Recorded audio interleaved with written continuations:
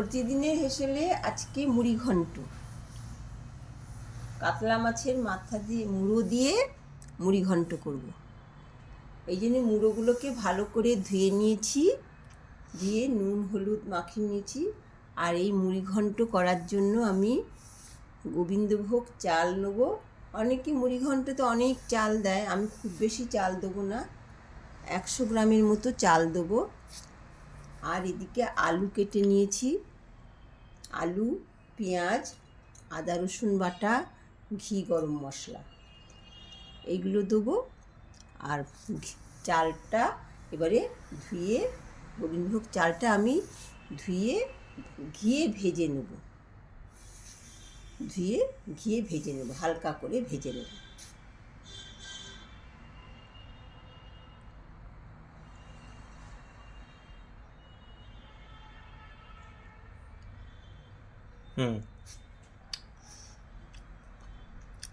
এইভাবে ঘিয়ে চালটা ভেজে নেব। চালটা ভাজা হয়ে গেল,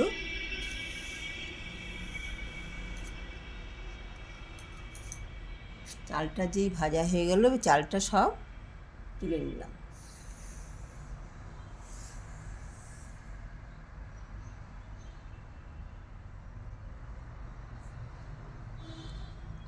এইবারে তেল দিয়ে পুরো মাছের মুড়োটা ভালো করে ভাজতে হবে।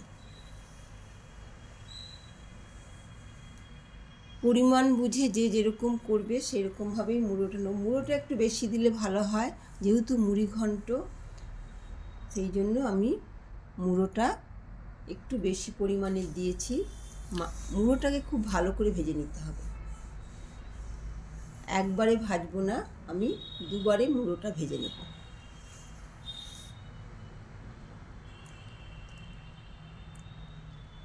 মুড়োগুলো আমার ভাজা হয়ে গেছে। আর মুড়োগুলো একটু ছোট ছোট টুকরো করে নিলে ভালো হয়।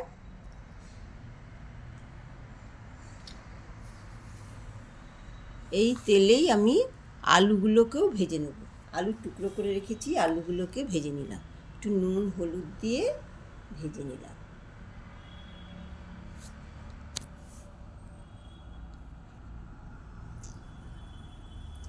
আলুগুলো ভাজা হয়ে গেল।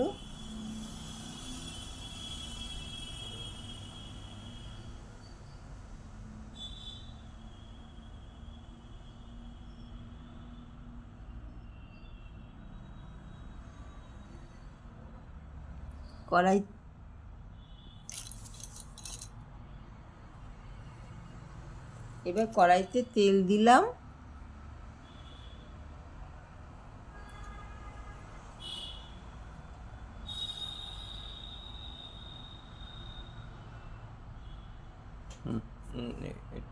যাবে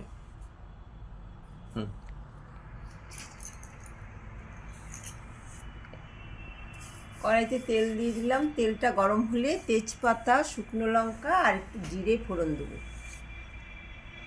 আর এদিকে আমি আদা রসুন পেস্ট করে রেখেছি। তরকারির পরিমাণ, মুড়ি ঘন্টর পরিমাণ বুঝেই আদা রসুন পেস্ট করে নিচ্ছি। আর এদিকে পেঁয়াজটা কুচি করে নিয়েছি। এই জিরে লঙ্কা তেজপাতার সঙ্গেই পেঁয়াজটা ভালো করে ভাজবো।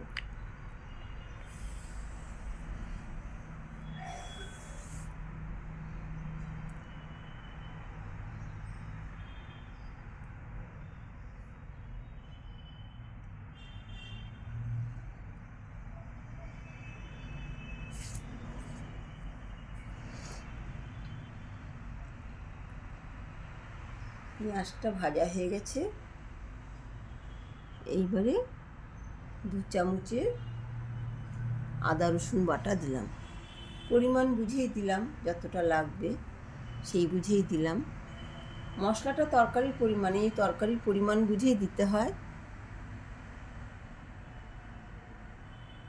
এবারে লঙ্কা গুঁড়ো, হলুদ গুঁড়ো, সমস্ত গুঁড়ো মশলা, ধনে জিরে সব মশলা এবার দিয়ে ভালো করে নাড়তে হবে। একটু তার সঙ্গে একটু গরম জল দিয়ে মশলাটাকে ভালো করে কষতে হবে, যাতে মশলার কোনো গন্ধ না থাকে। এইভাবে মশলাটাকে ভালো করে কষতে হবে একটু জল দিয়ে। এই সময় একটু গরম জল দিতে হবে। কাঁচা মশলায় কোনো গরম মশলা ভাজার সময় মানে ঠান্ডা জল দিলে একটু ভালো লাগে না। এই মশলাটা ভাজা হতে হতে এবারে আলুগুলো দিয়ে দেবো। এইবারে মুড়োগুলো সব দিয়ে দেবো। মুড়োগুলো দিয়ে আলুগুলো দিয়ে সব ভালো করে নাড়তে হবে।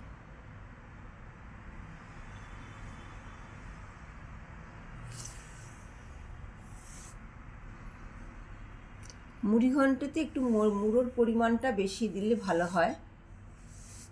এইবারে যে চালটা আমি ঘিয়ে ভেজে রেখেছিলাম গোবিন্দভোগ চাল, সেটা দিলাম।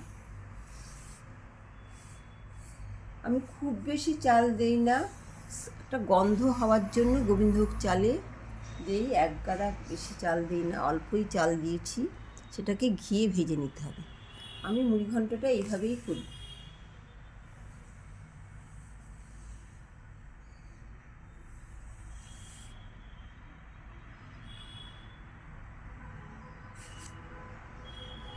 এইভাবে ভালো করে নাড়তে হবে অনেকক্ষণ ধরে, যতক্ষণ না হয়, মশলার গন্ধটা যায়, ততক্ষণ পর্যন্ত নাড়তে হবে। আর গোবিন্দভোগ চাল দেওয়ার পরে তো একটা সুন্দর গন্ধ ওঠে। এইবারে একটু চিনি দিতে হবে। মিষ্টি চিনি ঠিক মতো হয়েছে কি না তরকারির জন্য এইভাবে নাড়তে হবে। দেখে নিতে হবে নুন মিষ্টি ঠিক আছে কি না। এইবারে সবই ভাজা হয়ে গেছে। এবারে মুড়ি ঘন্টটা তো খুব হবে না, সিদ্ধ যাতে হয়ে যায়, সেই জন্য সেই পরিমাণ বুঝে গরম জল দিতে হবে।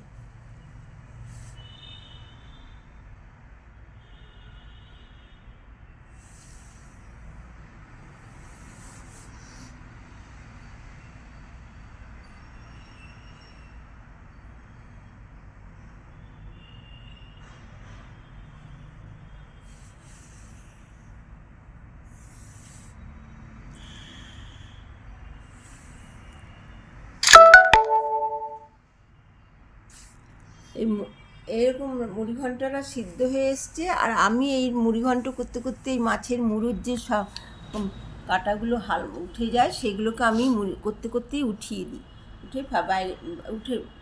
বাইরে করে দিই। রান্না করতে করতে এটাকে বাইরে করে দিই, যে মাছের এই যেমন কাঁটাগুলো উঠে থাকে সেগুলো আমি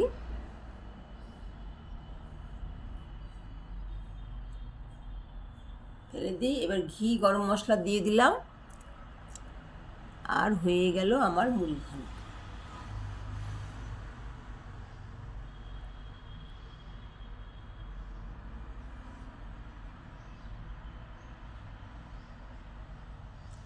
খেতে খুবই সুন্দর।